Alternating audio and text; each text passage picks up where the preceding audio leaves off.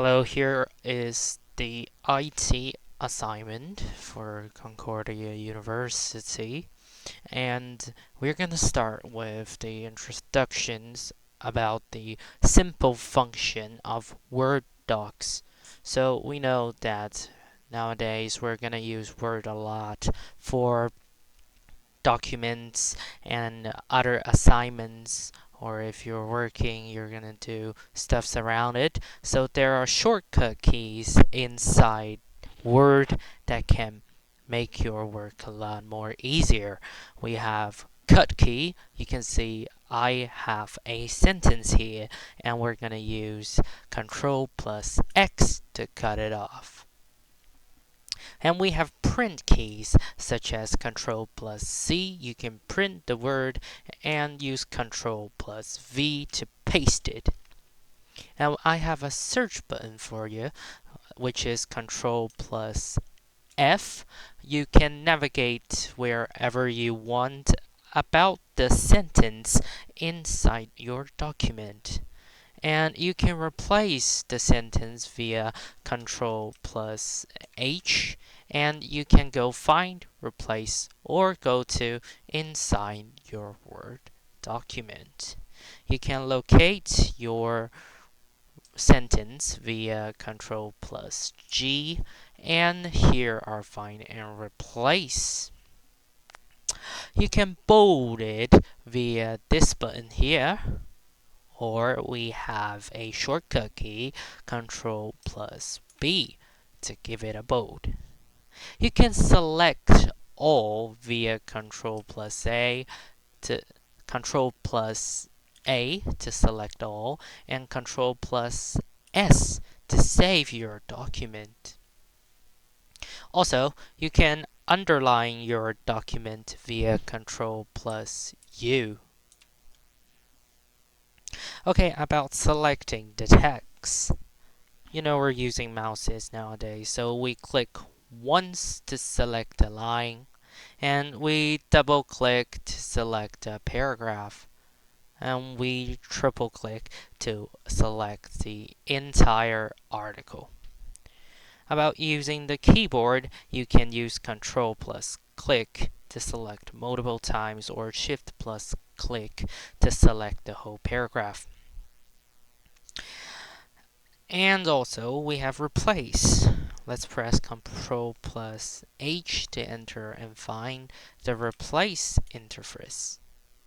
And at this place, if you want to modify errors, delete extra content, or change formatting.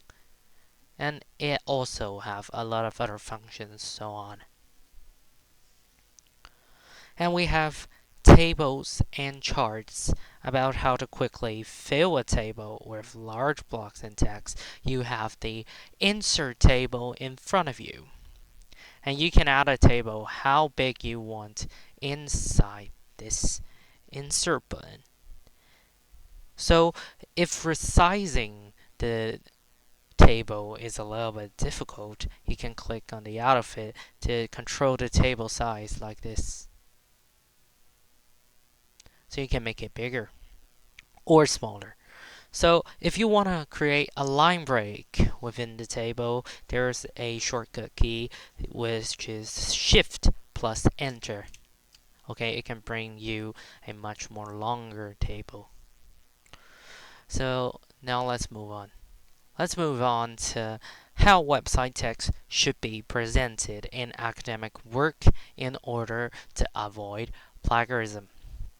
So when you're using the information from the website about your academic work, it is a really difficult problem nowadays to avoid plagiarism. So it is really important to avoid it because you need to give credit to the original author. So you should not copy or paste large sections of text without permissions or reference.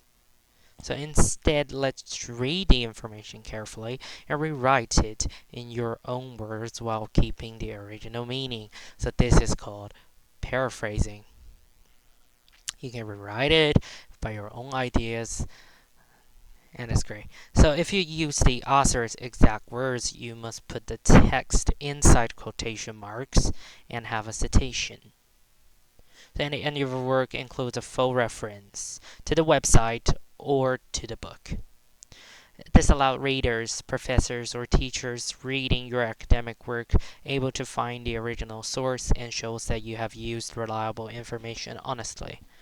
By following these steps, area are able to demonstrate academic integrity, also respects the author's original work, and will helps you avoid plagiarism. So let's move on to Excel. Here are some simple functions from Excel. Excel is a spreadsheet that has been using so commonly after the millennium. So nowadays we use spreadsheets to browse charts and tables through rows and columns. Let us demonstrate things better. So there are some simple functions for Excel, and you can use via your mouse. So let's right click, and we have cut, copy, and paste here, just like Word. And there are some shortcut keys for them, which is Control plus C, Control plus X for cut, and Control plus V for paste. So, and we can change colors, insert or delete, and filter from every single block here, and we can sort it off. So we can plus Control plus 1 to open format cells, which bring us have numbers, currency, accounting that are easier for you to do accounts here. And we have alignments, font, folder, fill, and protection. So let's move on to rows and columns. So if you want to move a row or a column, select the column and the cursor will turn into a cross arrow like this, and just click and hold the left mouse button to drag. We have shortcut keys. Shortcut keys like Control plus S is the same. You can save, and we have Control plus G. You have go to, Control plus H to replace it off, and we have Control plus N to make yourself a new workbook. We have Ultra plus Enter to force a line break here. And we have Ultra plus Tab to move between windows. This can be also used via your computer originally, not just an Excel button. So, and also Excel have many other informations, and based on formulas, it can bring you a lot of convenience. For example, I have a 10 here, and I have a 15 here, and there are formulas that can add them together, such as sum. I sum A1 and B1 together, which brings myself a 25. If you want more formulas, you can look up here. You have sum, average if, count, max, sum if, PMC. So all of these formulas have different usage. So if you want to add things up, you can use sum. If you want to get an average of these three, you can do equal average from A1 to C1. So I can get an average of these three, 16.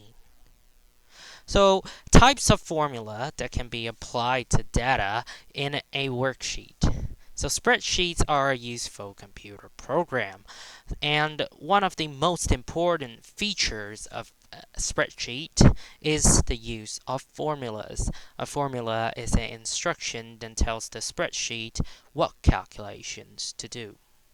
So every formula starts with an equal sign here. Instead of working out numbers by hand, we can type a formula into a cell, and a spreadsheet will calculate the answer automatically. So we have addition, and we have subtraction, multiplication. So right now we are working on only three numbers. So the minimum function or the maximum function seems a little bit useless, but if you're working on large numbers, you can use these, such as I have a equal here, max a a1 to c1, and the maximum of this is 25, and we have equal minimum a1 to c1, and I have the minimum here is 10. So the maximum formula gets the biggest number, while the minimum function files the smallest number. So these functions help us understand large amounts of information quickly without checking every cell one by one.